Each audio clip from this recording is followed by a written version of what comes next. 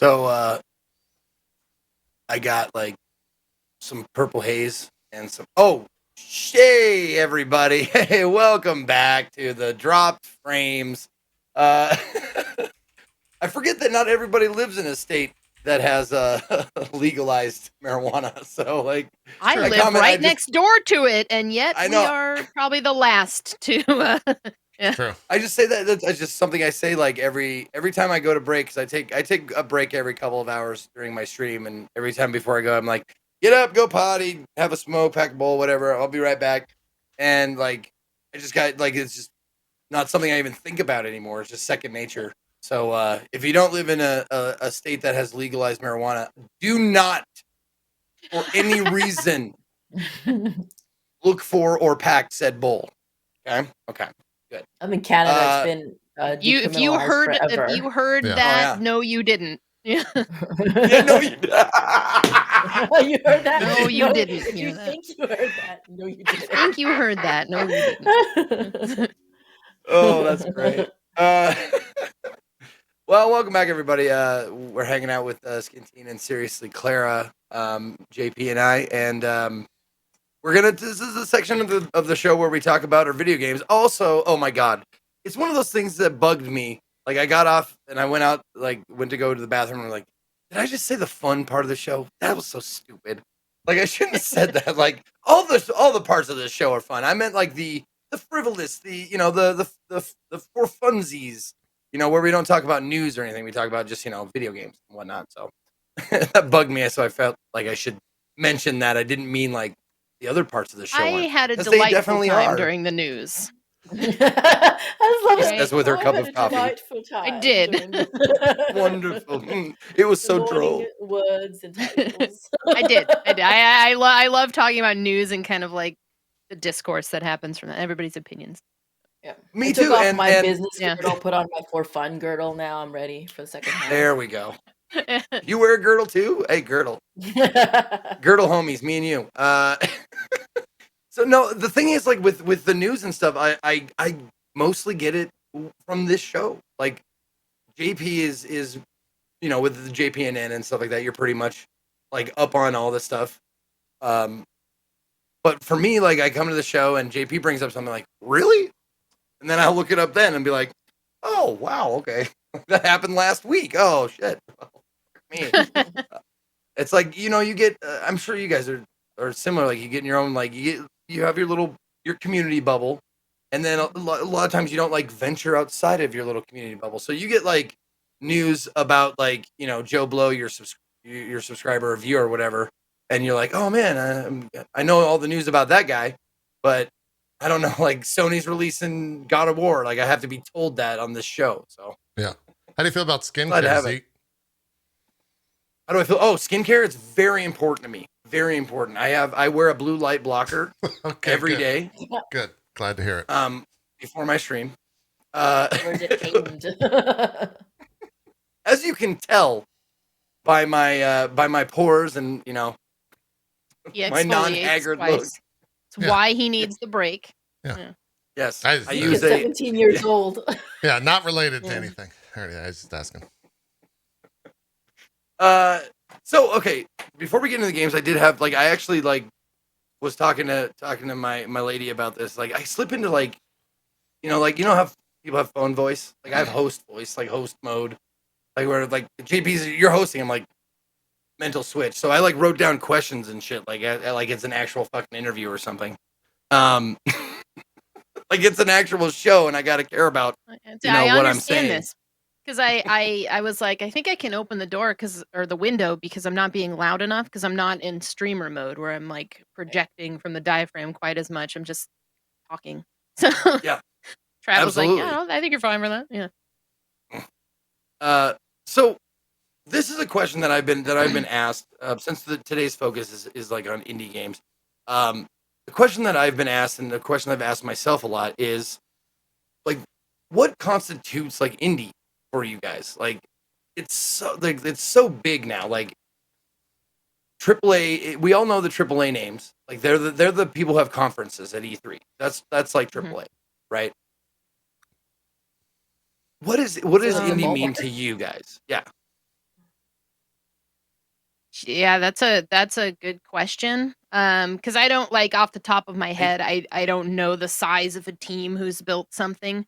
It's typically if it's not something that I've heard of, on TV. I'm not seeing, the UFC sponsored by Inscryption now on Devolver. I'm not seeing that kind of thing. But I'm hearing about. Typically, I think at this point, if I know that it's a really small team, I come across that information, or if I know that it's from a specific publisher that is just known for that, like Devolver, then I assume it's an indie title. Yeah. It's been nebulous for a very long time, I think. Yeah. And I don't think especially now that we've got like AA or AAA, where it's Yeah. like the Hades what of the I world, don't. right? Like the super giants, the super Yeah. indies. Yeah. So it's It's a really good question. hard. I don't really know what it means anymore. I mean, like, I think at the purists will say once you sign with a publisher, even an indie label, you're not indie anymore because you're not self-publishing. So there's that angle. I don't fully believe in it myself. I think for indie, like if you're independent, it's like an indie films. If you're able to execute your vision with absolutely no tampering and no input from shareholders and whatever, and then you're still indie. You can have 50 people, you can have 100 people still be indie. Clay Entertainment, they do Don't Starve and Griftlands and all that. Their team is massive. They're here in Vancouver too. They're pretty big and they're still indie, and then you've got like smaller teams like I'll just name off like a Canadian or Vancouver because I deal with them a lot, but like like Celeste, that's tiny little team here, right? And Wander Song, friggin' Inscryption, one guy for the most part, but I think it's just your vision and how irreverent you can be about external influences on your vision. I think that's pretty important. I didn't. There are some teams where I didn't know that they're indie, like Frontier Games. I was like, I only stream indie games on my channel, and they're like, we're indie, and I was like, oh, like that's the Jurassic Park people, right? Yeah, the Jurassic Park people, the Planet Jurassic Zoo, Park's indie, right? by the way. Yeah. So I was like, I'm not gonna take that away from y'all at all, but you know what? It's for me. I will, and like Double Fine, they're considered indie, but like Psychonauts 2 for me is a AAA game. It's sold at a AAA price, outside of Game Pass. So that's such a hard one to define. I think it's whatever. It's a spiritual thing for some people. I honestly, I could not agree more with you. It's a feeling you get, I would say, more than anything. And I just wanted to, because I have trouble nailing it down too. I mean, I played tons and tons of games, but sometimes like I look at a game and like one of the bigger factors for me that I look at, and it is it's just an indicator, is how many Steam reviews does it have? Like if it has like less than 4 digits of Steam reviewers, people who have bought and reviewed the game, that's like a good tell. Like, okay, so this isn't widely shared, known, whatever, that kind of stuff. It's and I don't look at the like positive or negatives. I just look at the number itself. The number. So that's like, yeah, that's a decent indicator of like, do they have someone who is pushing this? Are they self-publishing? They are, and most platforms are nice enough to put the developer and publisher on their page. So if you see the name in both sections, then you're like, okay, so we know that they're publishing themselves, and we see the number, so they haven't got a lot of hype yet, or they can't afford to advertise as much as other people for one reason or the other. Like and it's like you look at the game, you're like, okay, all those things combined, like they definitely affect what I would consider indie or independent, even if, and that's the thing, like if it's a 2-person team, but they have like, $10 million between them, like they're just rich people who wanted to make a game, and they self-publish or they do whatever, that's still independent, right? But does it feel independent? Not as much as other ones, because they have money. Yeah. Money's a factor too. Yeah, I don't think just because you have a great idea that sold really well, that someone's willing to invest in and believe in you, that should be penalized. I don't know. Right. That then strips you of the rights to call yourself something that started with indie roots. But I don't know. Like I'm not gonna take away that label from whoever wants to call themselves that. But there was a good point made in your your chat, JP, that indie is a marketing term now. Yeah. Well, I think also when it comes to indie, people attach a monetary value to that immediately. Like, I would agree. a lot of people, in almost a derogatory way, will say like, "Oh, that's indie." Like, "Oh, that doesn't have any funding," or "Oh, that doesn't have any money behind it." And I think in a lot of ways, like music has initially changed the idea of what indie is to me. Like, if you're indie rock, that's a style of music. It has nothing to do with how much money is behind that, or if you're self-published or anything. It's just a I style was of thinking music. that too. And so now Yeah. indie games are a style of game. It means nothing I more was to me I was than thinking that too. When you started to touch on the feeling that you get from a game, I started to correlate directly to musical genres and stuff, and I immediately thought of indie music, indie rock, whatever. Yeah. And yeah, it's more of a vibe that you get that, your AAAs typically stick to XYZ formula, and indies feel more open. They don't necessarily follow those rules, or they take them and they turn them on their ear. Yeah. So Yeah. Yeah. I mean, like And the same EA's thing with publish film, indie yeah. games with Unravel, Mhm. right? Like they have an entire, most like giant publishers have like an indie branch, an indie arm of the company. And just because it's EA publishing that game, you can't say that like, oh, Unravel's not an indie game. It's like, no, it's evocative of an indie game. Right? Like, Yeah. play the game. Yeah. You're gonna think it's indie. You put that on a PAX show floor and you hide EA from it. It's like, oh yeah, it's an indie game. That's pretty cool. It's interesting to see how that's changed over. But Clara, I cut you off. What were you gonna say? No, I was gonna say, my chat still doesn't let me live this one down. One of the first indie games that I streamed was Child of Light, and I didn't look too closely into it. And I love Child of Light, and it feels authentically indie, right? And it is indie. It's made by, I can't remember where it is, but I was like looking it up on Steam, like I'm playing today. I'm playing Child of Light, published by the indie team Ubisoft. I was like, crap. Never heard of them. I think they'll do well. Yeah. You got to drop that name though. I don't understand. What does that even mean? I think it's Latin for lots of pixels or something. lots of I'm trying to remember what it was. Ubisoft always has this like habit of putting the same kind of fractals in their games. Like almost all their games have some kind of fractal pattern.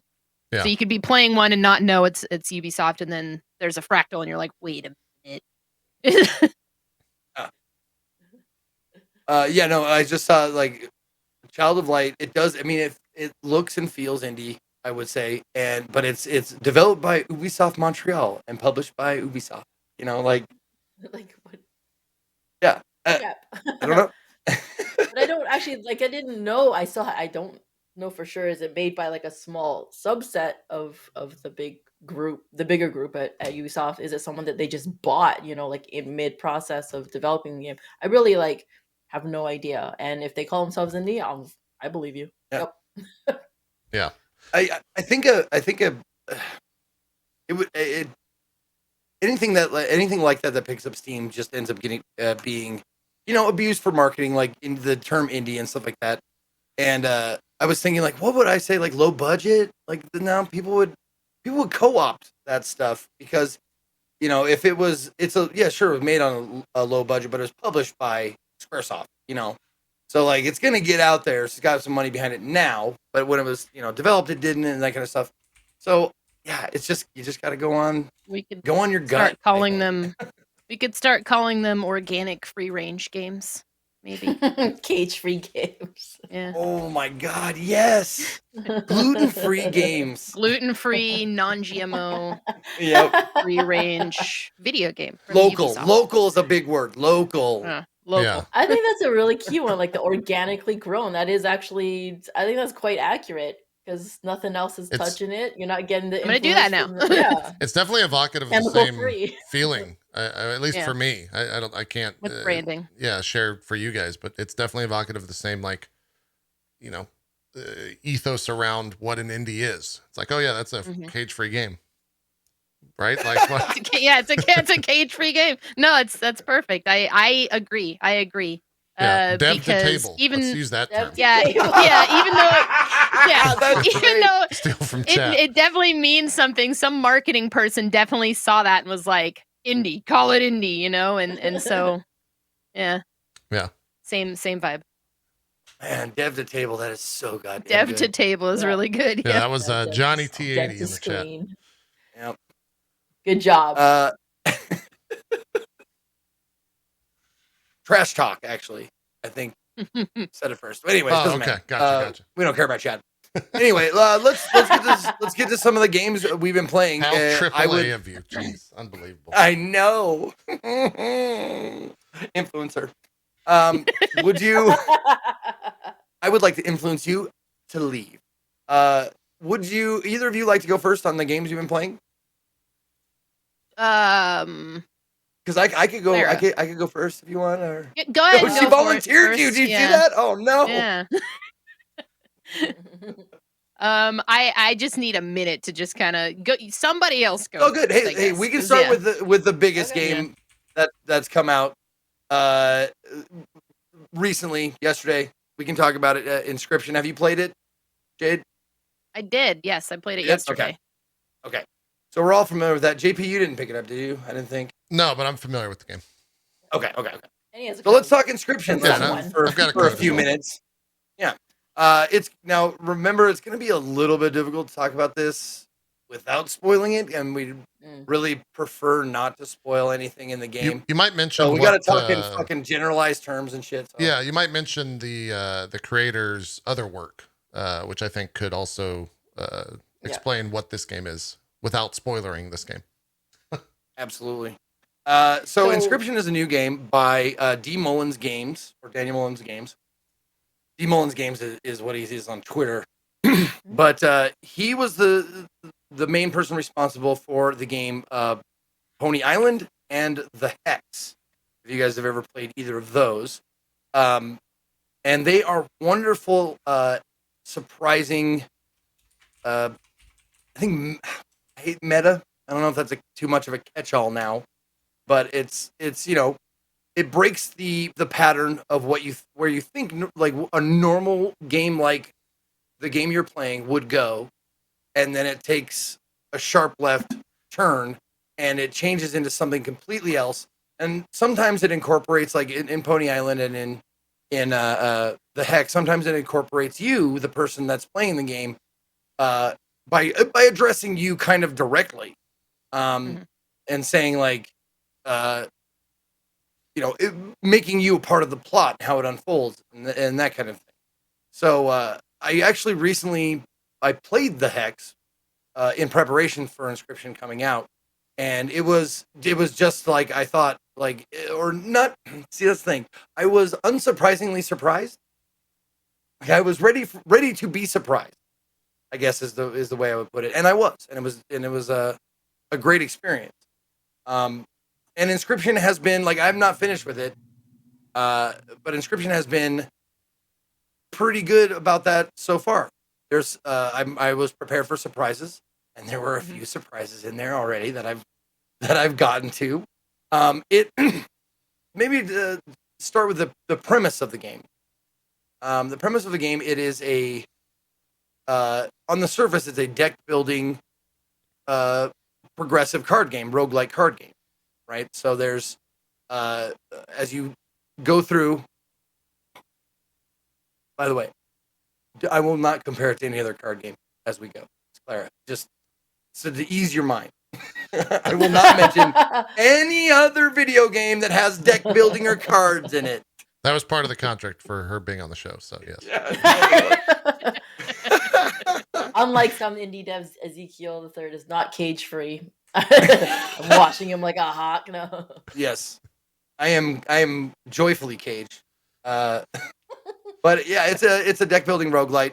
And you start in a very small, like what looks like a cabin, and you're in this cabin, and you are seated across from, like, as you can see in this you're seated across a table from just glowing eyes in the dark. That sometimes when he's talking to you, they go, they do that the like hypnotist glasses thing. But you can get up and look around the room, and there is stuff in the room that is puzzling. That is like you're sure. Like I know, I was like, I'm sure I got to do something with this later. I'm sure this, there's stuff to figure out outside of the actual card game itself. But the card game itself is actually pretty goddamn fun. It's not like it has some depth to it, which I wasn't sure if it was going to. But it's definitely pretty well thought out. It plays a little bit like Nevermind. I'm not gonna never mind. You're not supposed to do that. Almost broke my promise. God damn it. But yeah, you're seated across, and you get cards, and the how you play cards is you have to spend a blood cost, and the blood cost is gained by sacrificing other creatures. So if you want to play like a wolf cub, or you want to play I don't know, an ocelot. I don't know if there's one in there, but a stoat. You have to, or a stoat. You have to sacrifice. Like they give you squirrel cards to start with as your opening sacrificial beast.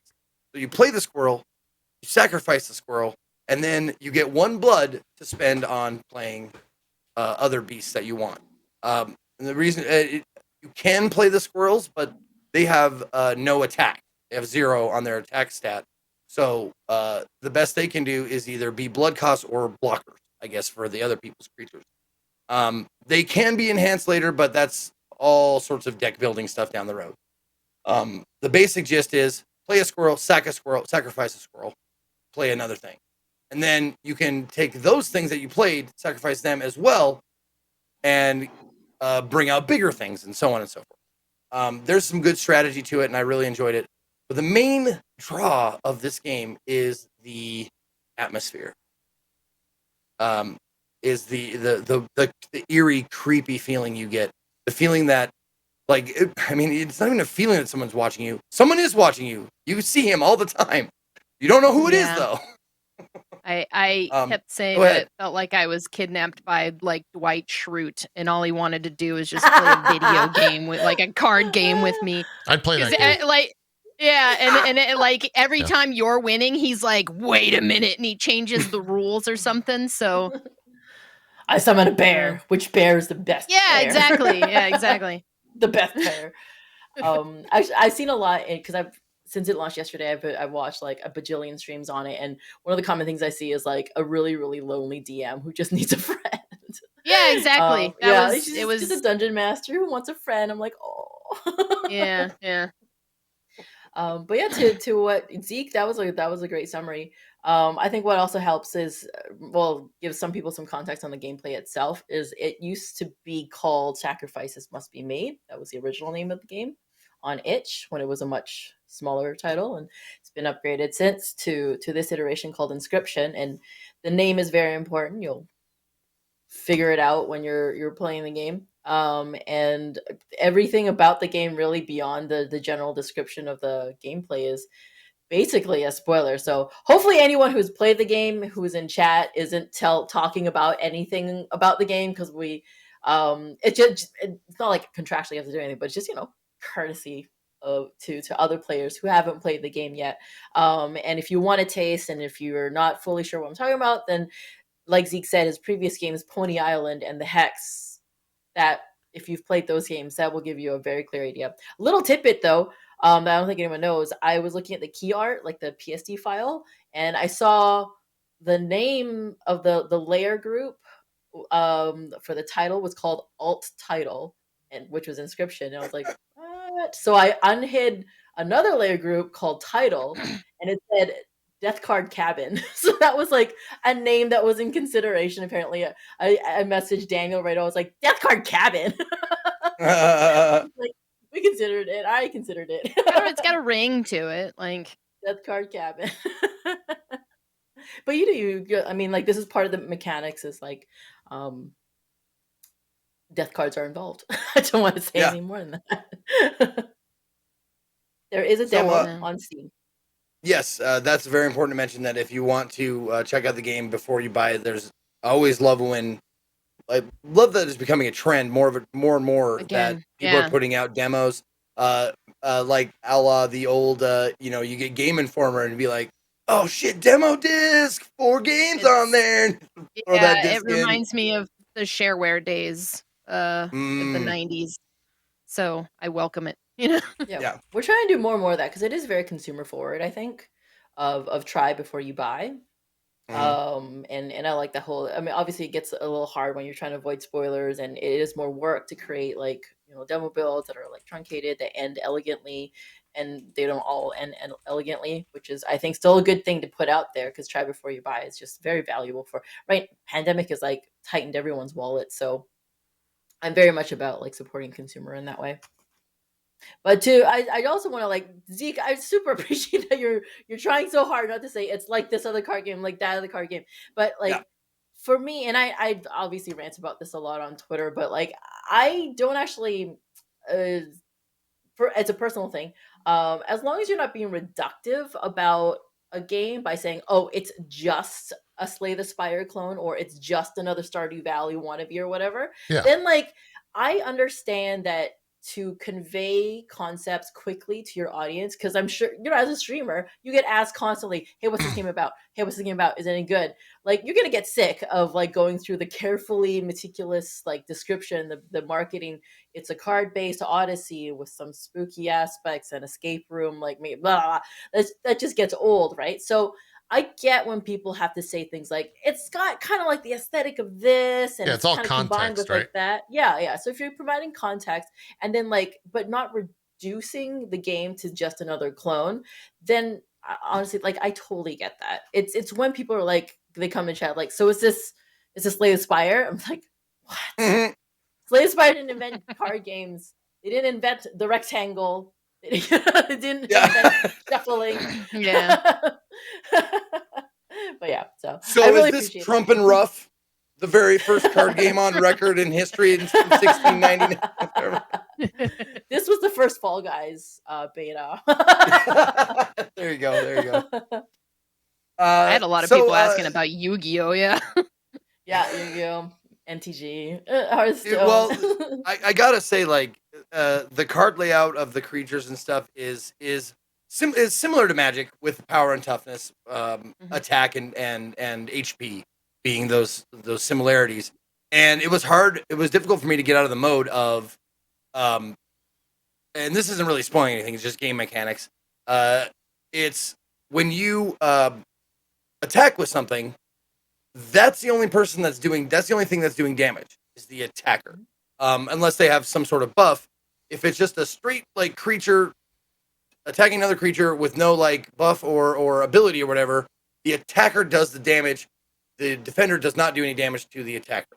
And that took me for fucking ever to get through my goddamn head, because I'm like, oh, I attack that guy, my guy's dead. It's just fucking, it's done. Like, oh, I attack that guy, like he has poison touch or whatever the hell. It's like, oh, he's gonna hit me and I'm gonna die. Like, get that. I had to get that out of my head. It's not Magic. It's attackers do damage, defenders take damage, and that's how it is. It's a very sub-dom kind of thing. And that silence is my cue to move on. Yeah. All right. I really enjoyed it. I played Pony Island years ago. I haven't played the Hex yet, but I loved Pony Island. So when I saw that this was from the same guy, I was on board, because I knew it was going to be my style of weird. And it definitely was. Even though I wasn't expecting the I just thought it was going to be a card game. Once I started to roam around the cabin, that's when I was like, all right, this is even better than I thought, because Yep. It had a depth that I wasn't expecting for some reason, and I should have, but I was pleasantly surprised by it. Without going into any sort of details at all, have you gotten to the end of the card game yet? No, very close. Okay. Very close. Okay. I'm just wondering if you had beaten the final encounter of the card game. Okay. Good. I need to. No, I was trying to do it yesterday. Flies at midnight. The tablecloth is green. I slid just above the tablecloth, and then I ran out of time last night. So yeah. Sounds good. Let me ask you this. Yeah, no, real quick. that's basically where I left off. Yeah, go ahead, JP. Yeah, I think a lot of people right now are obviously Halloween's on the brain, spooky games are on the brain. Is this like a scary game? Would you guys classify this as a scary game, or is it just like a thematic game, not necessarily scary? Thematic. It's not scary to me. I mean, it's got some parts that kind of you could file under grotesque for sure, but I don't think it's scary. It's got an atmosphere. It's horror themed and it's atmospheric. Yeah. So you're not gonna, like Richard Hammer was like, I'm a wuss. Am I gonna be scared? You're not gonna be scared. It's fine. So it's at the heart of things. It's a card game. It is turn based. So nothing's gonna grab you and drag you around. You have to like escape and do some stealth missions or things like that. But yeah, so it's safe, but also rated R probably. I don't know. Yeah. It's surprising, but not jump scary at all. Yeah. Yes, it's creepy. I saw one scene, and I know it's spoilery, so I'm not going to say it exactly, but there was a person standing at a door abruptly, and you were just kind of like, oh, okay, that thing's there. Type situation. Yeah, it's kind of how a lot of things in the game go. Like if it was going to be scary, it's less scary and more like, oh, that's suddenly a thing. Yeah. All right. So Inscryption. We do a little wrap up on Inscryption if you want to get it. Oh, is it on just on PC or is it on the console? It's on PC. So PC, Steam, Humble, GOG, I think are the three storefronts. But I mean, like every time a game comes out, mostly just for PC or something, they're like, hey, so when are you gonna bring out the console? Answer for any indie game is always like, well, buy the game, tell all your friends to buy it, and we'll find out, because it costs money to port games to platforms. Things got to be reprogrammed. Things got to be localized to different languages. It's got to like remapped, everythinged, and then sometimes the platformers demand a little bit more. Like, well, what's special about our edition? Things like that. So money talks. If you ever want a game to be on your platform of choice, you gotta. It just has to sell. That's really the core of things.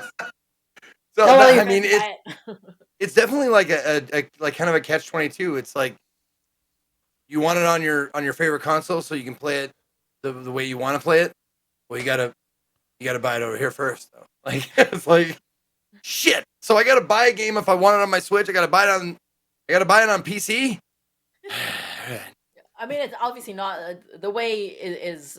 Ideally, it is simultaneously launched on like multiple platforms. For me, like if it's on Switch, Switch and PC, that's like the golden combo if you have to go minimal, because Switch is like such a great platform for it. If you can somehow score a deal with Xbox and get it on Game Pass, amazing. I will always support people doing like exclusive deals. I don't care. These are like small teams where vast majority of them don't even break even, because Steam is where indies go to die.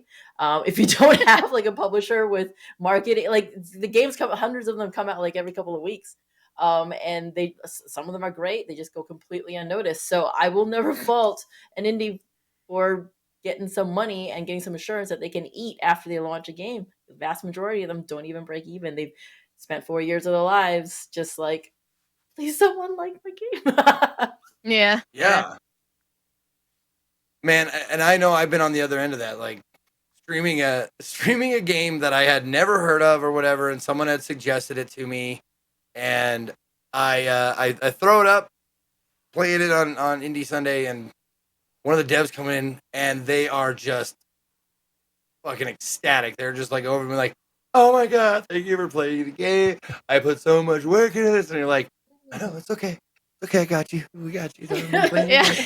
Yeah, I've experienced that too. I've experienced that from like a side where I'm like really ecstatic about the game, and then I've experienced it from the side where I did not like the game at all, and the dev is in there, and I'm just like, it's good work, you did it, you know. You did it. You did that thing, yeah. Participation achievement. Yeah. without naming any names, I harsh to friendship. Like someone I knew was like, "Hey, this game," and I went, "Oh, let me play that game." I played that game on stream, and I went, "I do not like your game." And it's like our friendship suffered pretty good because because of that. Like, no, your game isn't bad. It's just not for me. Like, trying to like fucking backpedal spin as it, best pause I it, can. Yeah. Good work. I'm not That gonna lie, sucks, like dude. the past few games that I've played on stream, and I hate this because I now only stream very little. So like my stream time is precious to me. And I try to do enough research without spoiling myself on anything. And when I hit a bad game, I'm like, you know, like it really gets to me because I'm not gonna stream again for another week. And I hit like a string of good looking games that were not great. And I always feel bad when they like retweet me and stuff like that, but like I can't in good conscience, then that's what I say all the time. Like I can't in good conscience recommend this game, especially not at that price, because it is like basic bitch first game, sort of, you know, like it looks great. And I think like 5 years ago I might not have said the same thing, but now that's the business, right? Like that's just how it like is. the bar is higher for like for the same price I could get this game instead, right? And that's what I would recommend instead. And a lot of them look good because there are a lot of great artists who do great pixel art, low poly art, whatever, right? They can make a game look and sound really fantastic, but a lot of people don't know that those are usually separate people from the game designers. And then when it comes to the game design, it is like super basic, and they think they're writers. A lot of indie devs think they're writers, and it is a completely different skill set. If you're going to do a narrative game and you are not a writer, you need to put that to someone else who can do the writing, because it completely ruins the game for me. And a lot of people just like takes your breath out of it. It's like hiring a voice actor who is absolutely terrible. Like, you wasted your money. You've made it worse. You've actually ruined your game. Yeah. It would be better with just words on a screen, and that's pretty bad. Yeah. I think that's just, like I said, that's the industry. Like I did a sponsored stream for a game. You know, the first 4 or 5 hours, enjoyed the sponsored stream. A week later, I'm on this show saying how I fucking hate it. Right? Like that's just it's what happens. And as far as I know, most of the time the companies that I have done that with are fine with that, right? Like they understand that that's the business. Not everyone's going to like every game. Now the individual developers probably would tell me to go fuck off, and that's totally fine as well, right? Like you spend your life working on something, someone says it's not great, you're allowed to have an emotional response to that, right? That's totally normal. But the publishers and whatnot, I don't think they really take offense to that type of stuff. No. And like for you as a creator, like the publishers and brands and deals will come and go, but your viewers are your viewers. If you alienate your audience, that's everything. You're done for a while. And I do the same thing with me as like an influencer person.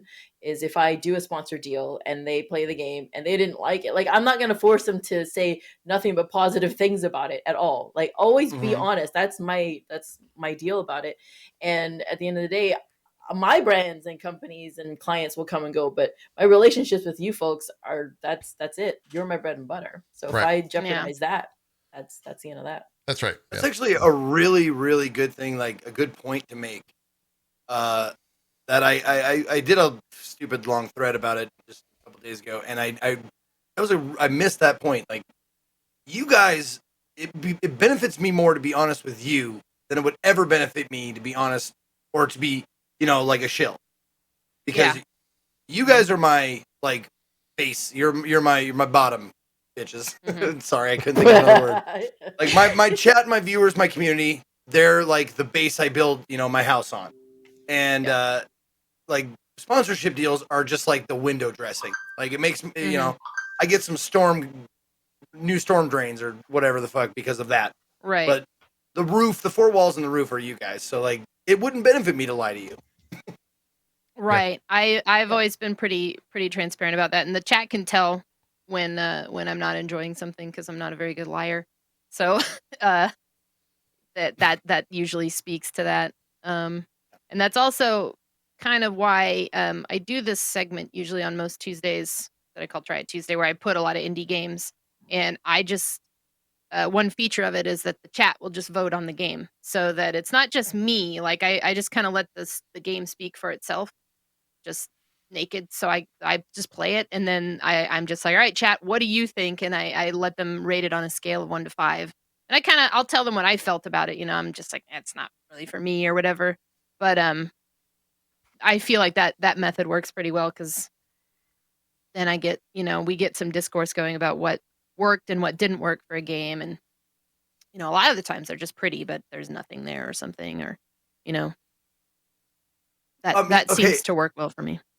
this actually is something that I think is important to discuss or whatever. How do you guys find the indie games that like you've never heard of? Like, how do you end up on like these games? Do you go by word of mouth? Like, I go by word of mouth, like almost 100% from like my Discord channel where they suggest all the indie games and stuff like that. And I go through those and look at each one of them, and pick out the 7 best that I liked that caught my eye or whatever. But like, what do you guys do? You guys do similar or whatever? Yeah, I like people will recommend stuff to me. I spend a lot of time just kind of researching on my own, whether it's Twitter or like a service for influencers to use to get keys. I spend a lot of time kind of looking through there and then seeing the kinds of games that I might like, or if it's a specific genre that I enjoy, like horror, or I'm really into those retro FPS shooters. I'll follow publications that might, you know, focus on that niche and learn more about it. But a lot of it is word of mouth usually. Yeah. For me, I think I'm on like crap ton of lists because what I did when PAX was still a thing, is every PAX I would spend at least one day, dedicate one day to going to every single indie game booth, like the entire day, and talking to devs, That's putting my true. name I'm down on a lot of list. lists too. Yeah, exactly. So I mean, like I'm a small streamer, and I get 40 emails a day minimum from random indie devs giving me keys and stuff. So that's primarily how I guess I discover them. They just kind of sort of come to me, and then Yeah. secondarily, other influencers. Honestly, like I'll go to YouTube and I'll go to Splattercat Gaming or Wanderbots or Rhapsody or Northern Lion or whatever, and what are they playing? The ones that actually explore outside of like the triple I's, the double A games, and see what they're doing, and then from there, just sort of like algorithms kind of run my life at that point. And then like Jade, I have certain genres I'm more attracted to. I love Metroidvanias, I love roguelikes, I love this and that, and sim games. So that's pretty much it. And I mean, I'm just constantly playing them. I also play a lot of like pitched games, like pre-announcement, pre-release, because that's just the nature of my job. And so that's also that helps to inform me as well, because their decks usually come with like inspired by all these other things. Yeah. Right. You guys use the tags in like Steam or Epic or whatever, and like click on the tag for like filter. Like I use them Horror. sometimes. Like I use like surreal. Sometimes. Like I love surreal, like or abstract or whatever. Like any of those kind of tags I use. You guys use those? I do, especially when I'm looking for horror, because I'll play a lot of like really well, they're horror games. I'll play a lot of questionable ones, but it's so easy to just click on that tag and just there's just a list of stuff, and I'm like, well, what does this look like? And I'll just kind of go through that, spend a couple of hours. Yeah, I think if I had more time, I would. I don't have very much time. I usually decide when I'm playing like 10 minutes before I start my stream. And then every other moment, it's just algorithms. I just happen to see something like, oh, that's on sale, buy it. Yeah, like Lord just said. I use the tag, what will make my weird chat react to this? That's the criteria for me. What? Yeah. I do that too. Like honestly, if it's because I'm a streamer. Normally, I mean, if it was just me, I wouldn't bother. But if I see certain things, like, is it anime? Okay, it gets a point for being anime because my chat. I wouldn't personally look at it, like give it a second look, but it's fun with chat. Mhm. Like, does it have anthropomorphic like animals? Like, is it like I hesitate to say furry, but you know what I mean? Like animals that look and behave as humans, right? Can we not say furry Does it have anymore? that? Is that banned? No, I just thought like furry is a totally different thing. It's just Oh, like okay. it. Yeah, it's there's a term for I it. was I just can't checking, remember like, if the actual if the PC term. police have gotten rid of furry, or like where we were. No. Furry's totally I don't fine, think but so. it's a different like world. Yeah. Great. It's I'll go get my fursuit, and yeah, we'll be good. But yeah, you go. Can't Oh, wait dude, to see what your Persona, persona JP? is. Yeah, what's Yeah. your persona? I don't know what my persona would be. I would probably go with like, when I was a kid, I did perform Hakuna Matata as Pumbaa, so I guess I would be a warthog. Yes, I see it. I see it. I don't Someone know in if chat I've room ever has seen it. one. A warthog? Yeah. Oh, you mean like No, in I've never person? seen a warthog furry. No, I've never seen one. Oh, a warthog furry. Yeah. Like not even in person, not in pictures, not nothing. Like, Well, it's kind of that'd be a weird new one because, on like, if warthogs don't stand upright, right? They're kind of always on. They're kind of like I don't know what that You'd type have- of. Not they're not. Yeah, bipedal, you'd have to have. I'd You'd have to a have back, those. right? Yeah, you'd have to have a back or like the JP got legs, back. like Yeah. what do they call them? Not just the hooves, but the ones that kind of go backwards, like some kind of demon. Well, I mean, but almost. to be fair, Yeah. most You know? furries are of animals that are like on all fours normally, anyway. So I don't think you'd be out of sorts. yeah, it would. Oh, so if I just had like Yeah. the headpiece, we'd be good to go. Like that. No, Yeah. you gotta be furry, man. You gotta be furry. No, I mean, I think it's You one can of be those things. vertical. Like, if you call yourself, Well, no, a I'm thing, saying you're like a you're full that thing. suit, but I'm saying as long as the Yeah. head's there, and then it had like a little tail with, for swatting. Yeah. Okay, I see what you're saying. For swatting, for those that- wow, you thought this through. I love Well, it. look, I mean, that's what happens in The Lion King. They swat a bunch of flies with their tails. Very true. Yeah. What were we talking about? Oh, I was talking about Well, tags. I'm glad we or went what- here. what'll- I'm what'll doing what stop a guest me, like, does and just talk about random shit. It's fun. That's right. No, like what'll stop me and make me like maybe consider a game will give it points that I might look at it. That was one of them. Like animals, like anthropomorphic animals, anime. If it has the tag of like excessive gore or something of that nature, like, yep. I want gore. Like I want all that shit. Like I definitely look for the extreme ends of tags, for that kind of stuff. But we are goddamn. We just talk. We love talking, don't we? Jade, are you ready to tell us what you've been playing? I think so. Okay, good. Yeah. I of course went through Inscryption as well. I recently just started. Well, I finished a couple of horror games. One was called The Alien Cube. That was a single dev. He also made a game called The Land of Pain. I've been dipping into the horror stuff specifically because October. And then another one called Project Nightmares, which I think you played. According to my Steam Yes. friends list, that says Ezekiel has played this recently for 84 minutes. That is a really small dev team as well. And we finished that one. That one was pretty good. For what it was. I'm trying to. I played some other ones. Project Nightmares. Oh, Project that's Nightmares. right. It's got a really Okay. long name. Case 36, Henrietta Kedward. Yeah. Yeah, dude. So, what were your thoughts on this one? Because I played like an hour and a half on it, and I have thoughts. I wanted to hear yours. So yeah, I played this like a demo for it a few years ago, and it was your standard kind of walking simulator, and I was like, okay.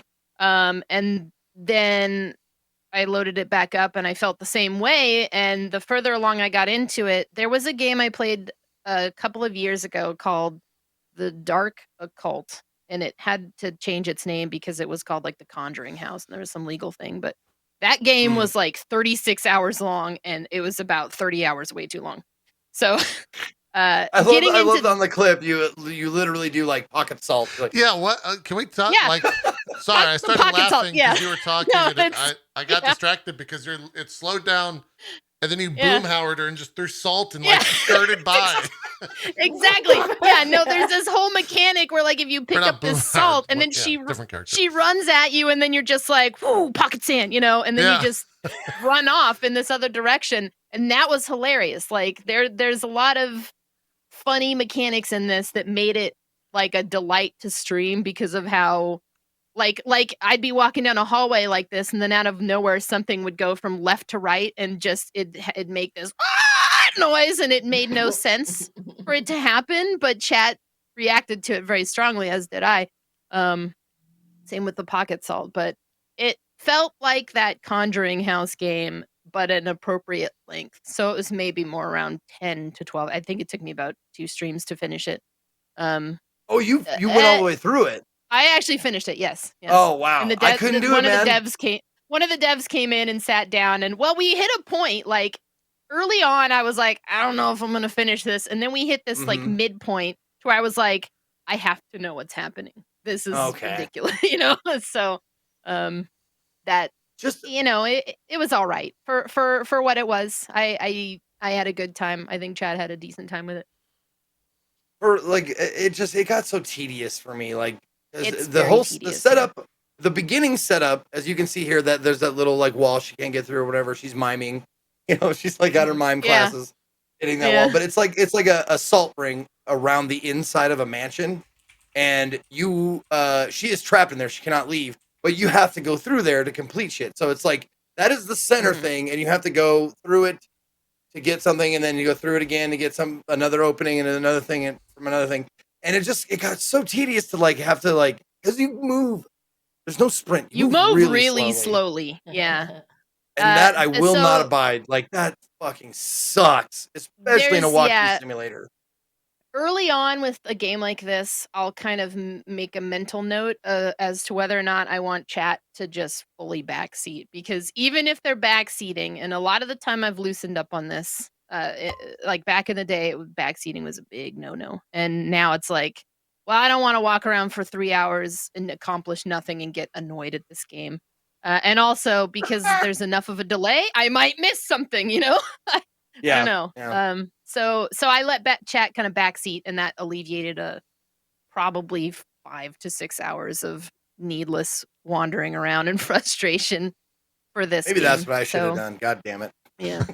Some of these it looked good. It was creepy. Ones. The atmosphere was fine. Like the lighting was cool. It just like I think the worst sin a game can commit is it gets boring. Yeah. Like there's some stuff in it that's really funny, and it's worth like a second chance, but I would let your chat help you if they know, because okay. Yeah.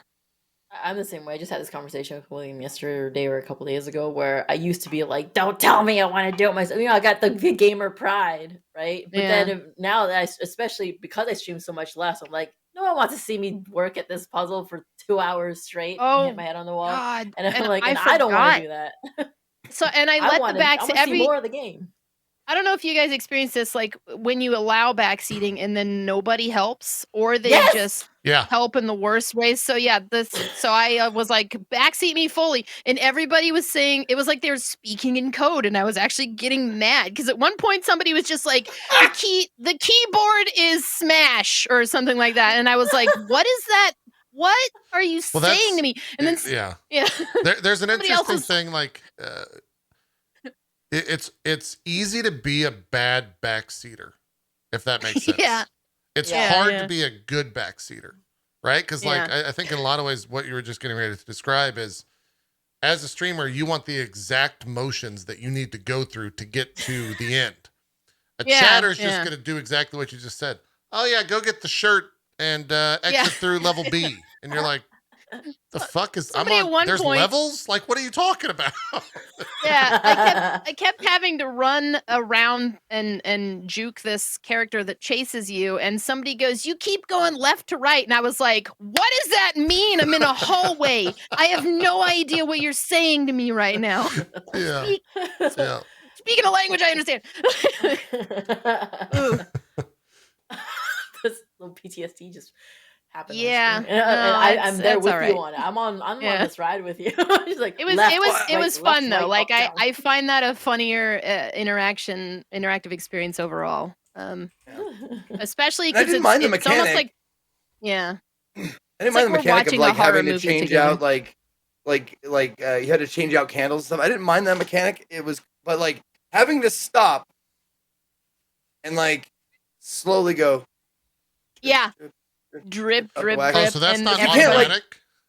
No, it is automatic. You can't do anything while it's happening, though. Oh, okay. Yeah, because I saw that animation a couple times. Yeah, no, I mean that's fine, but like you actually have to wait. You can't like open a door or anything like while you're dripping wax out or whatever. Is the reason for doing Mhm. that so the wax doesn't drip onto your hand? Is that the okay? I guess. Because I I've never guess. just I don't know. I've never just held a candlestick or like a candle by itself, so I've never experienced this. I have to ask. Me either. Coincidentally, like I don't know. Get a candelabra. What are you doing here? Yeah. Yeah.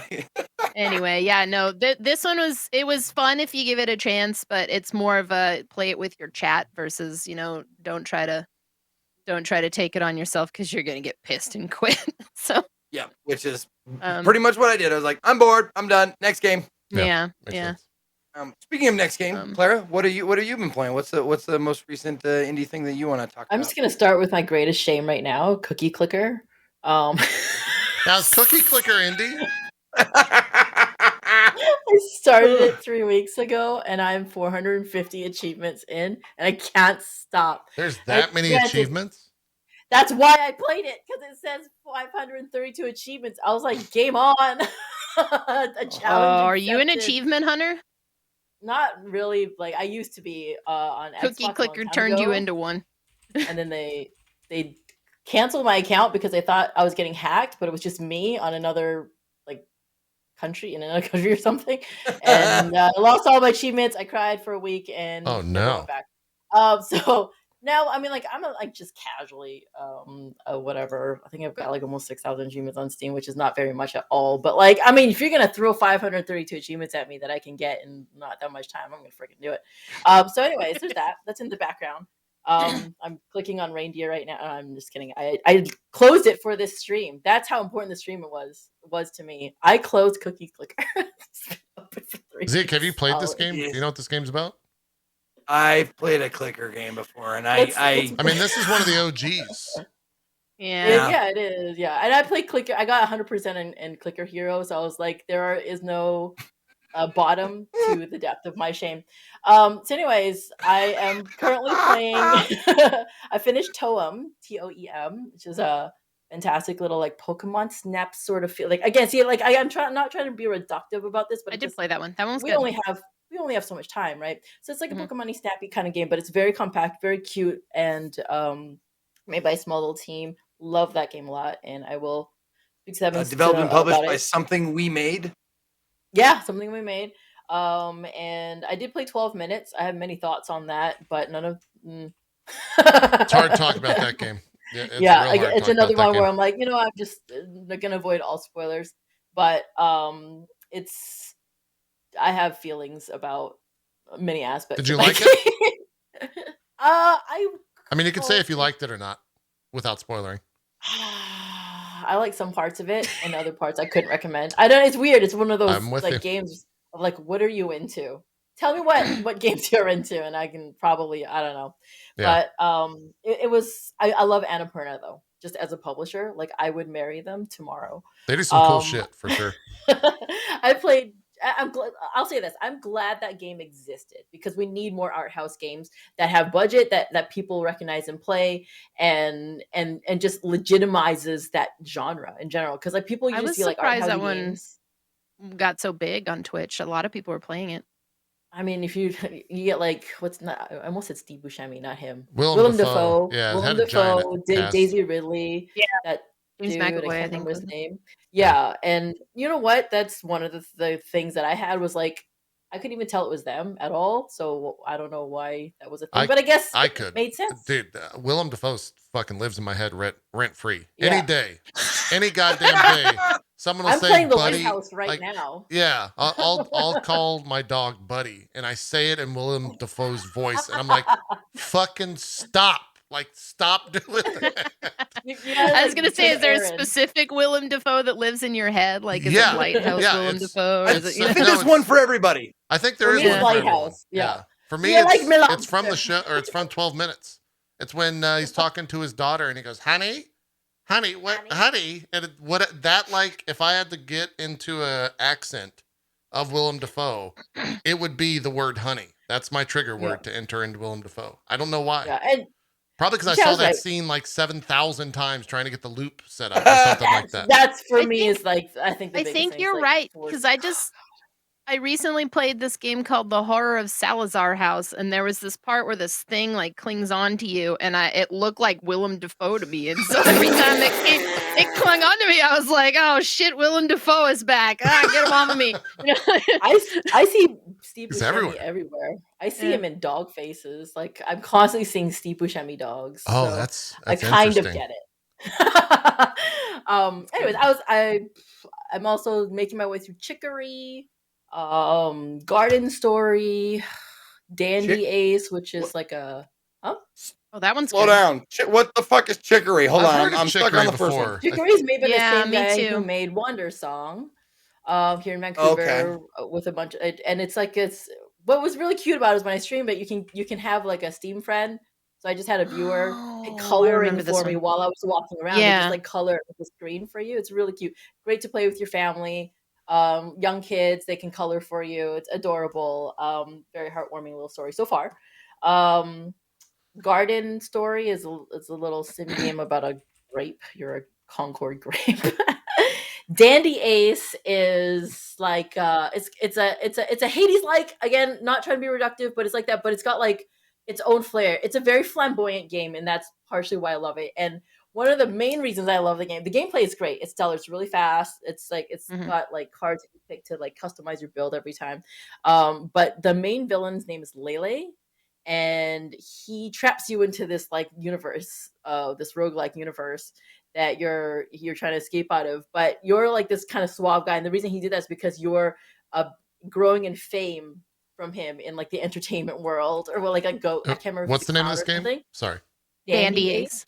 Dandy Ace. And then, but in the game, he's like doing voiceover while you're like, he's taunting you, but also while he's taunting you, sometimes he like lets slip that he actually really admires you.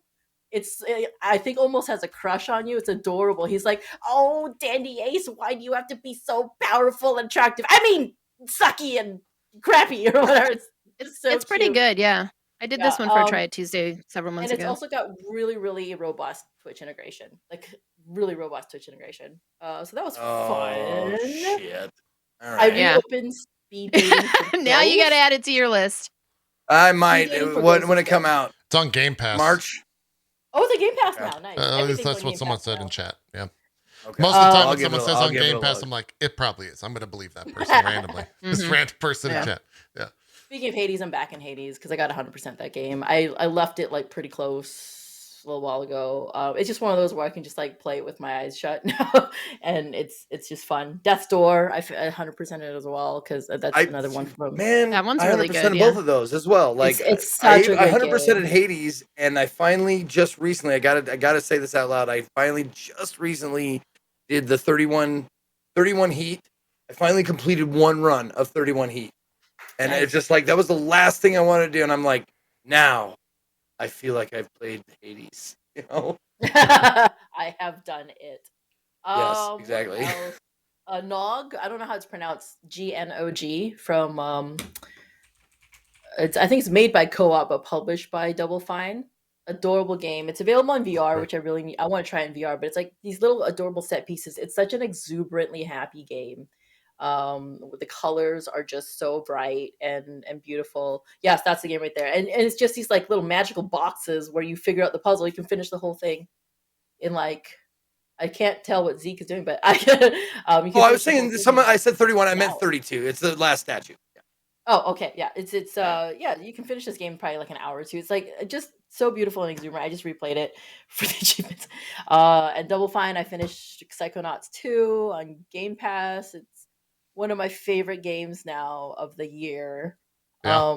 Psychonauts 1 was one of my favorite 3D platformers. So this was like not only like a like just it's the perfect sequel to it, I think. And he took the narrative to such amazing places. Without spoiling anything, I'm not gonna talk about who it's between, but like there's a same-sex relationship in it that isn't about being same-sex, which I was like crying because I'm like, they just exist. It's just normal. It's just like there, right? Like yeah, I think we're getting to that point in media where they can just exist without being like, oh wait, they're kissing. Look, everyone look. Yeah, they're making out. It's not about their pain, their struggle. It's it's not political. And it's just there, and that's just what life is, right? So I freaking love that.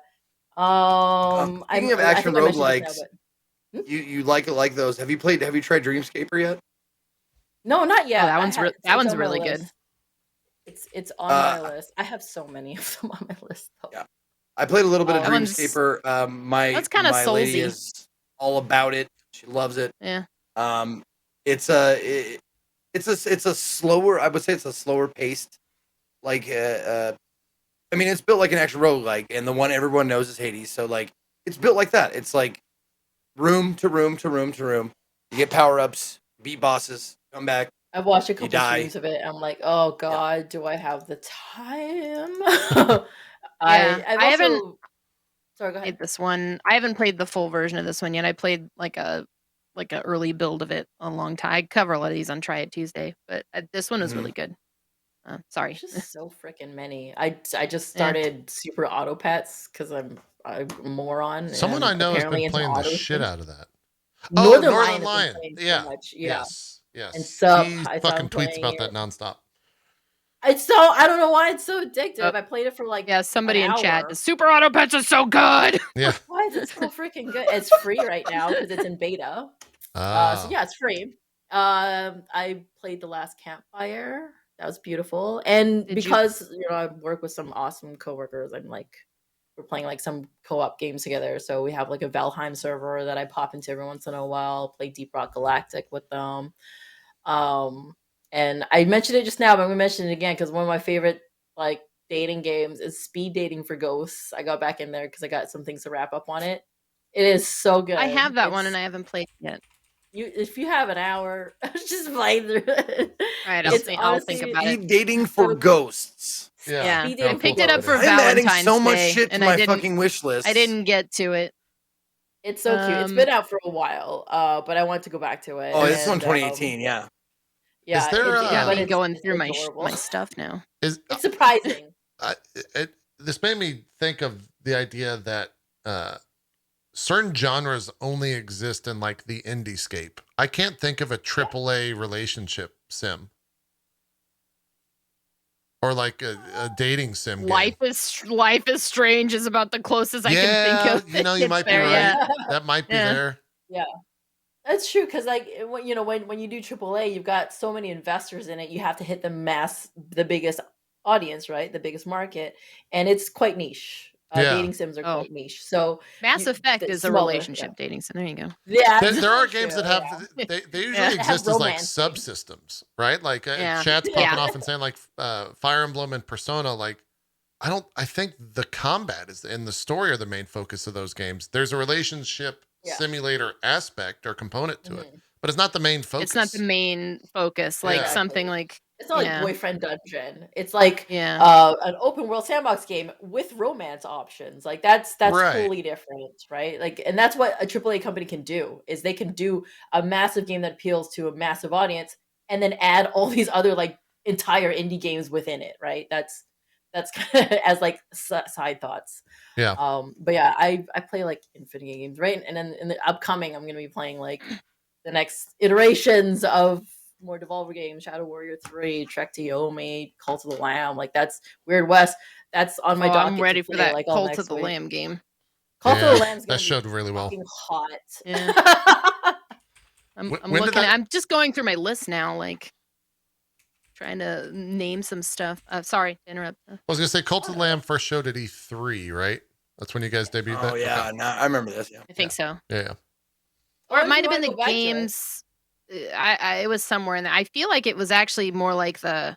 It might have been the Game Awards. The Game Awards. Yeah. Was it both? Awards is that way yeah. Yeah. E3/Game Awards. I feel like it was Jeff Keighley's thing. I feel like he's got a toe dipped in everything. So I just go, it's a Jeff Keighley thing. It was a Jeff Keighley thing. Yeah. But it's freaking hot. That's probably the one I'm the most hyped about that we're putting out at some point in time. Don't know when. I would say the release date is in your heart, people. The release date is in your heart. I hear end of February's booked. I don't know if you can put that into the right meetings, but definitely want to stay out of that. End of February, a little busy. Is Elden Ring coming out the day after that? Okay, perfectly planned. Speaking of games that are yet to be released, Either of you guys, Darkest Dungeon? Hype Yeah, oh about God. that? Dude, I'm ready for that one. Too. I don't know what happened to my brain. Maybe because there's just a D twice in the name of the Darkest Dungeon. For some reason, I thought that was a Devolver game. For the longest time, I was like, "Oh yeah, Darkest Dungeon," but no, it's completely not actually, published. No, that was actually like one of the most successfully crowdfunded games, like in the history of games. Red Hook, right? Yeah, Red Hook. You're in Vancouver as well. Great. Wait, Red Hook's in the coup? Yeah. Oh, there's a lot of good shit in Vancouver. Red Hook's got that Epic money now, so we'll see. That launches and next got Tuesday. A board game, right?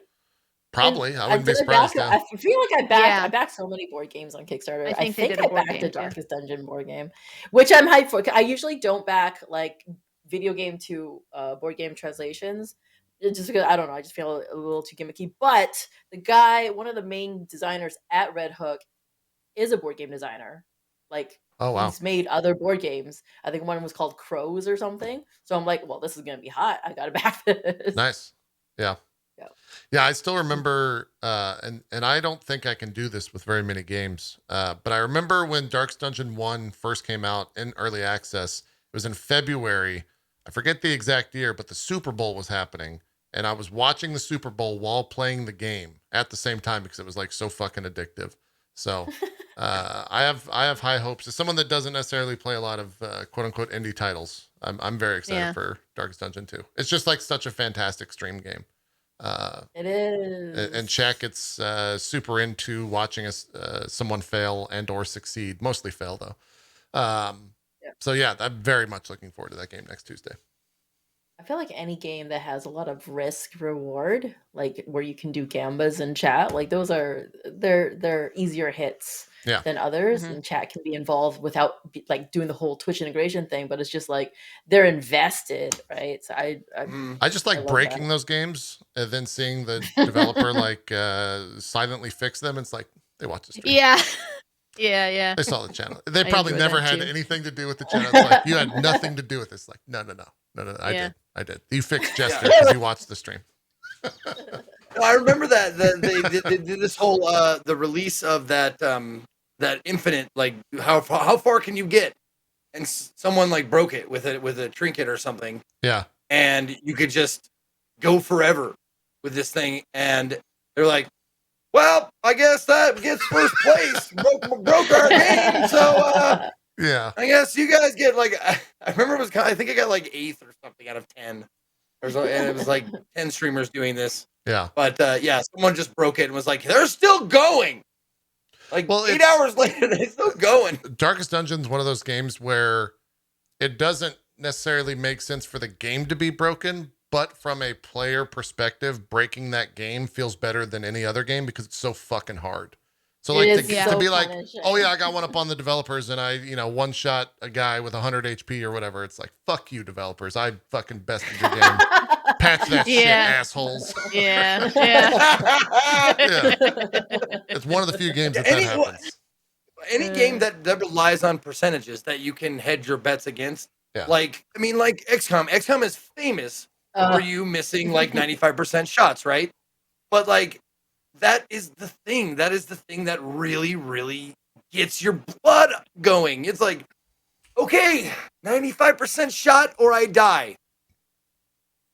Like, ready to explode. Yeah. That's definitely one of them, and there's video evidence, and Red Hook used it a lot.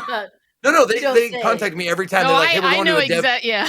Yeah, we're going to a dev thing. Can we show your video? I'm like, be my guest. And they did it every time. Like, they contacted me like 5 times. They're like, we're going to another thing. What do you say? I'm like, dude, just use it or however you like, man. I love your game. If it helps you promote it, do it. Yeah. They're really smart about that. When did Darkest Dungeon even come out? I was about to look that up. I think that was about 2015. 2016. Okay. I think it came out like of early access in 2016. Oh, okay, yeah. I was gonna say I can't. It's holy crap though. Because I want to say 2015 was when it came out, like just into early access. Yeah. The official 1.0 is January 19th, 2016. And it and came before. Okay. way early access, like long before the 1.0. Yeah. For sure. Remember when I I was did thinking that from the talk, yeah. perspective of those sounds they sent all the streamers. Yeah, I was like, the boy, I've been Wayne- using I I've been still using that for a use long time. In mine. Yeah. June. Yeah. I still use mine because it's perfect for the thing. The guy who did all of that, because Power Up Audio is the sound team that does a lot of the indie games out here in Vancouver, including Darkest Dungeon. They also do SGDQs, sound, and all that stuff. It's like 3 guys. It's like 3 people. They do so. I remember him saying like we recorded like the sounds of 50 frogs or something for Darkest Dungeon. It was insane. And then they sent out all these like sound packs, and they did the research. They like checked out my channel. Mine is like the pandas are here or something. I can't remember, but it's, at my branding at the time. So it's just so smart. And why? Because they're part of the streaming culture. Kevin Regami, like one of the leads at Power Up Audio, he streams. He speed runs Brothers, Tale of Two Brothers for some reason. So it makes Oh my god. Just makes such a big difference. It's so weird. Like, why that? I watched the stream. I've never cried so fast in my life. Yeah. How do I get from happy to like excruciatingly sad in the shorter amount of time possible? No, they're great people, and that's what makes all the difference. You got to engage the people you want to play your game. It's true. Speaking of that, to tie it back to Daniel Mullins and I playing the Hex, and there's a part in the Hex. I mean, it's a 4-year-old game, something like that. But there's a part in the Hex where it shows like Twitch chat, and in the Twitch chat it shows people spamming the line from Darkest Dungeon. Overconfidence is a slow and insidious killer in the Hex, and I was like, oh shit, that's awesome. That's something I really love about the indie community is they're friends. Like they want to support each other. It's slightly less competitive towards each other. And being part of like that community, and like going to just talking to PAX, like booth buddies, just seeing the booth buddies, like, yeah, we're going out to lunch later on, or just talking about our strategies and like what are we gonna do about influencers, and like talking numbers. And it's so cute because they're all just trying to figure it out too without help, right? Yeah. PAX is so fucking expensive. They got to do the best that they can, and I love that. I love the camaraderie. Yeah, man. No, it was like the first TwitchCon, or not TwitchCon, the first PAX that I ever went to was PAX South, the first PAX South, and it had that same kind of feeling. It was just like, dude, we're all here, we're doing this, like, people, like, we get money for doing this, and you do too. So like, do you wake up from this ever? Like, this is fucking great. Yeah. I think that was the first it was the camaraderie of like a small thing. I mean, it's gotten much bigger now, of course, but like, I remember that, dude. Bring me back. We have a little bit of time left, and I promised that I would circle back to something. Was it Katamari Damacy? What is the draw for that shit? I have to know. Like, what is it? It's old as fuck. Okay, it's super. No, I know that. No. But it's super niche. I think for me, 50% of my enjoyment of Katamari Damacy is a soundtrack. I can literally sing any song right now, I think, off the top of my head. I could see that. A lot of people have told me to play it because it's weird. And it is. There's like a scale where the hipster side of me, like if too many people are telling me that, I'm like, it's not gonna be as weird as you guys are saying it is. So I know. Yeah. So I haven't played it yet for that reason. It was definitely one of the first angsty contrarian of you, like. Yeah. I think with like Katamari, Clara nailed it. It's a very old title. It's a very old IP, but it was one of the first games that transcended like the Japanese game sphere and got outside of that because it's so strange. And I think as soon as it did that, it kind of like even before indies were a thing, right? Like I want to say it came out even before like Super Meat Boy had really blown up, which I kind of think mark as one of the first big indies. But like just watch this video and this shit has existed for a very long time. and it got over to like a certain group of people within the Western game audience. They were just like, why don't we just have weird fucking games like this? Like why are all of our fucking games so brown and like war focused, and like Gears of War was a thing when this was so huge. And then this came out and they're like, what the fuck? Like, how does this exist? This is wild as hell. It's a palate cleanser. Yeah, and it's just persisted throughout the years. And there's so many different aspects of it. I think it was the PS3 or maybe the PS4 version. One of the game aspects of that was that you could eventually go to Mars. And like a year or two after the game released, the amount of players required to go to Mars, I forgot what it was that you had to do, whether it was like finish a level or whatever. It reached that threshold. So like a year or two after the game was out, it unlocked a brand new area and you got to go to Mars. And like the player base was like, holy shit, let's go to Mars. Let's figure this out. Let's see what's on this place. It was all brand new content that they like talked about being there upon launch, I think. So it's weird. It's a weird thing. It's a weird game. It's the Persona tweet energy in a game. Like, did you see it? No, you didn't. Like, yeah. Are you enjoying this game? Nah, who cares? Like, it doesn't even give a crap. It talks like the big king talks to his son like, we got you a gift. Oh, we lost it somewhere down on Earth. Should go get it. Bye. Like, that's just the energy was at the time like refreshing and different. Now it probably matters a lot less. Now it's probably a lot of nostalgia, but the gameplay does hold up if you like that kind of gameplay, which I don't really know how to explain. I think that's the thing, though, that it's not the style, it's not the look, it's not anything that I don't understand. Like the thing that it's one, as far as I've seen, as far as I've played, it's one game mechanic, and that's it. And I think that's why it doesn't like appeal to me, because it's just like you roll a ball around and collect stuff, and that is all. Like, and even the most basic platformer has more like...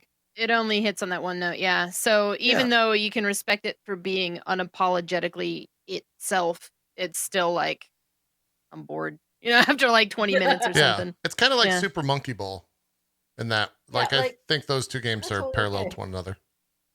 I'm never going to be like, you must like this game or you're stupid unless it's Chrono Trigger, in which you're stupid if you don't like it. But if it's... that is correct. That is correct. It's any other game, like, it's niche for a reason, right? Yeah, it's not. that's what it is. But I mean, I like niche stuff. This is it. I think I just had to nail down, like, with the help of you guys in chat, what about it didn't like grab me, and I think that was it. Like the variety of gameplay. Like, I love the music. I like bright colors. I'm a very shiny object kind of person. Like, hey, keys, yay. You know, jingle jingle wee. But like it just has to be more like you got to add more different keys, and this was just the same set of keys. You know? Yeah. Well, you see that. All right. Well, we've come to the end of the show, and this is the part where we say, "Hey, shout yourself out." This is we get your. Did you get them title cards, JP? They got all those. Oh yeah. Cool. Okay, so you get your own title cards, and you get to shout yourself out. This is where you promote yourself and tell people where to find you and stuff. And let's start with Clara. I don't know. I was so unprepared. I was like 50-50 chance. 50-50 chance. Crap. Yeah, you can find me seriously Clara like everywhere. I'm mostly on the Twitters now, and I stream a couple days a week if I'm lucky and I have the energy to do so. But I also do influencer stuff for Devolver Digital. I do some consults as well. I'm a big fan and proponent of indie stuff. In a normal world, Twitch Vancouver meetups will be back here in Vancouver, probably hosted back at the Vancouver Film School. And if you're looking for review codes, which I know is going to be asked, just go to devolverdigital.com. Or so don't hit you up on Twitter. Hit me up directly if we are mutuals. But otherwise, I would die. I would die. So don't at you. You can at me if you want, but you have to be prepared that it might not be an answer that you will want.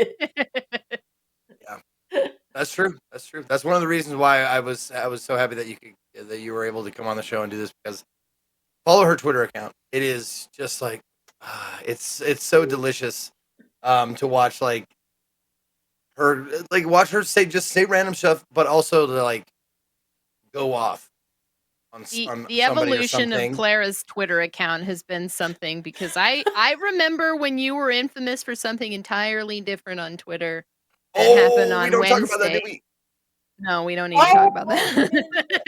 Yeah, I think that's what I it mean, I was. But know yeah, it's no, bad. there was yeah, you've gone through many different phases on Twitter. They've all been delightful. But the telling people off for being terrible in emails, I'm here for that one. Yeah, I'm Yeah. currently. I think what's my current Yeah. phase right now? Like, don't be racist. Don't be a bigot. Respect Those people. are some hot That's takes, man. Like, like Jesus, I know. calm down over there, So Clara. political. Holy shit. And Jesus there Christ.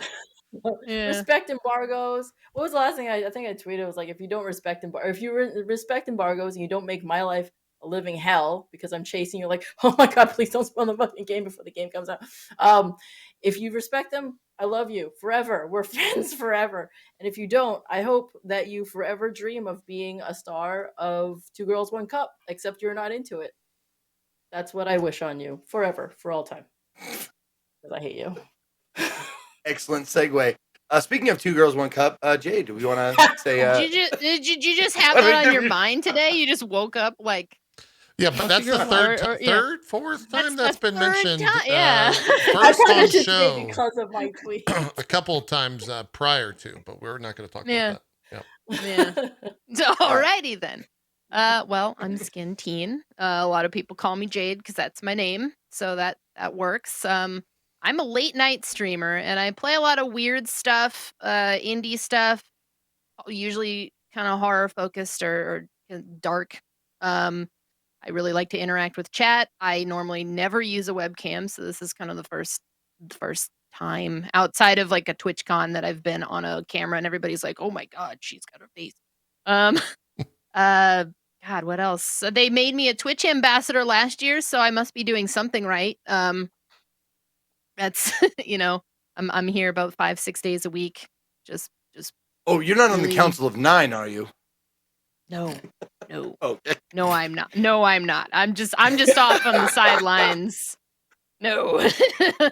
No. Every once in a while, Gassy Mexican and I are just like, "Hello, ambassador. Welcome to the."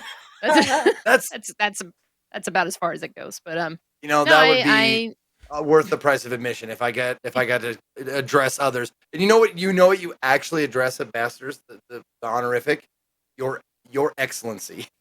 Yeah. Now you must call me that.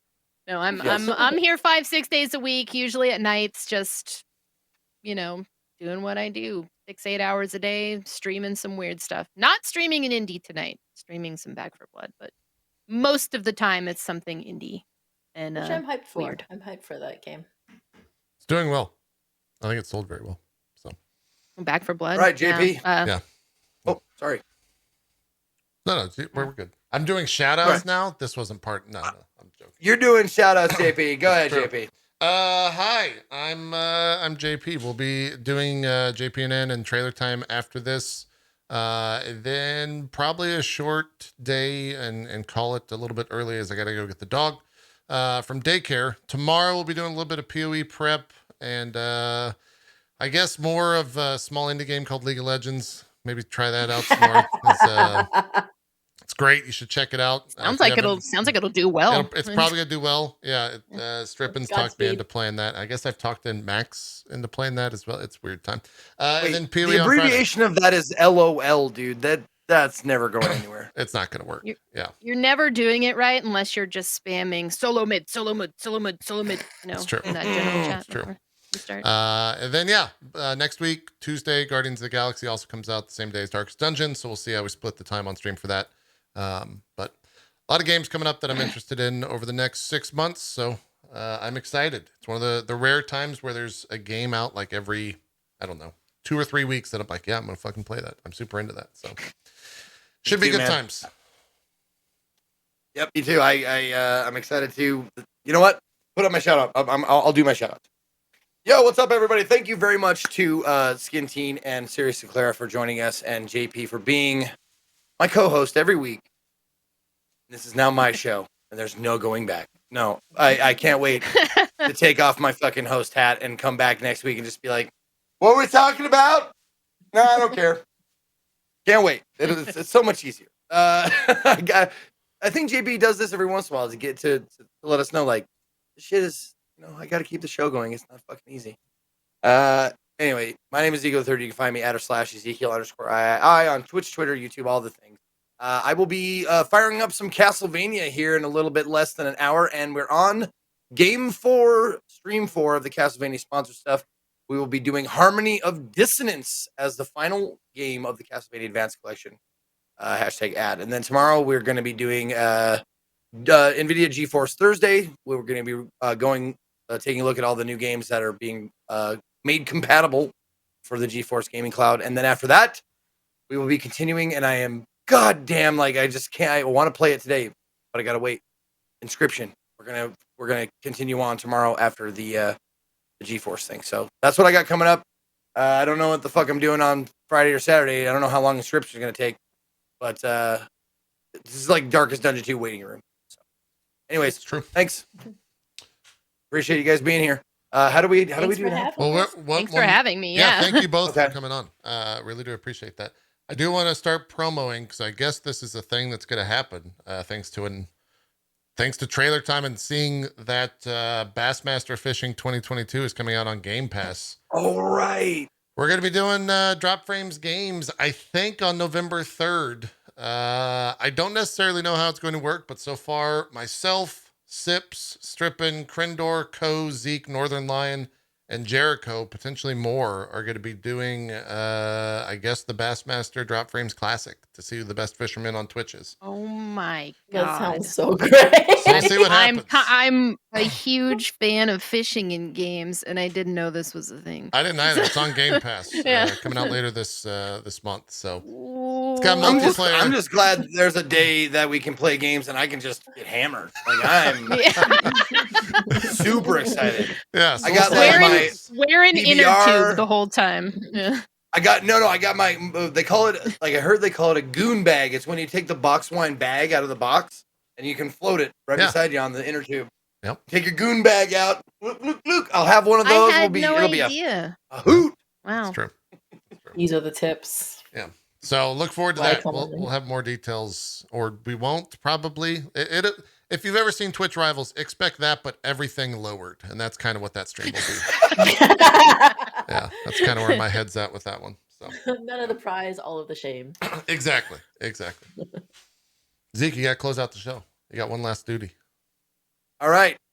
Thank you guys for being here. We'll be here next week. What's next week? Oh shit, it's gonna be Darkest Dungeon After Day because it's next Tuesday. Darkest Dungeon 2 releases. So, do we have to do it? Do we have to do a show next Tuesday? I mean, we don't have to, right? It depends. It depends. Do you have like extra peripherals and like a desk set up in case you destroy the current ones you're using? Not at 2, Jade. Jade, welcome to the Drop Frames family. We like to make fun of Zeke here. You're fitting right in. You're doing a great job. No, I'm the host today. You can't make fun of. No more talking. Goodbye. Outro. Do it. I know Mario